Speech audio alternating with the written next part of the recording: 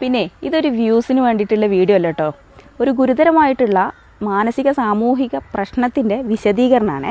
ഇന്നലെ ഞാനൊരു പബ്ലിക് ബസ്സിൽ നിന്നുള്ളൊരു വീഡിയോ ഷെയർ ചെയ്ത്. എന്താണെന്ന് വെച്ച് കഴിഞ്ഞാൽ ഒരാൾ മനഃപൂർവ്വം എൻ്റെ ശരീരത്തിൽ സ്പർശിക്കുന്ന ഒരു വീഡിയോ.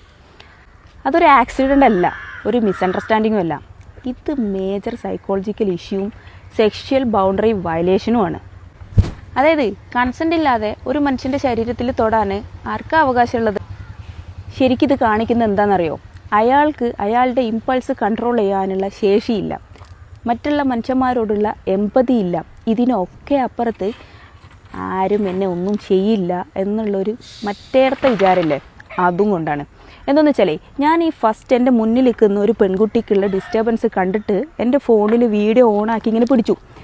ഈ വീഡിയോ ഓണാക്കിയത് അയാൾ കണ്ടിട്ടുണ്ട്.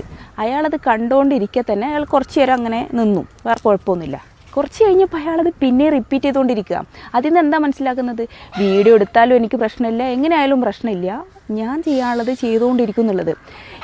ഇത് കാണിക്കുന്നത് ഇയാളിതൊരു പാറ്റേണായിട്ട് കണ്ടിന്യൂ ചെയ്യുന്നുണ്ട് എന്നുള്ളതാണ്.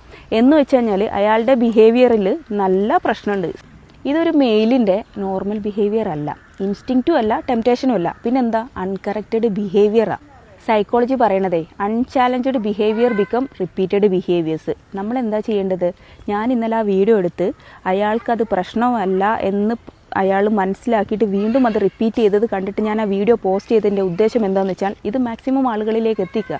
സൊസൈറ്റി അയാളെ ചോദ്യം ചെയ്യണം. അത് അയാളുടെ ചുറ്റുമുള്ള ആൾക്കാരും അയാളുടെ കുടുംബക്കാരും കാണണം. ഒരാൾ സ്വന്തം മനസാക്ഷിക്ക് മുമ്പിൽ അയാൾക്ക് ഒന്നും പ്രശ്നമില്ലാതെ നടക്കുന്ന ഒരാളാണ് എന്നുണ്ടെങ്കിൽ പിന്നെ അയാൾ മാന്യത കാണിക്കുന്നത് അയാൾ ജീവിക്കുന്ന സൊസൈറ്റിക്ക് മുമ്പിലും അയാളുടെ ചുറ്റുമുള്ള കുടുംബത്തിന് മുമ്പിലുമാണ്.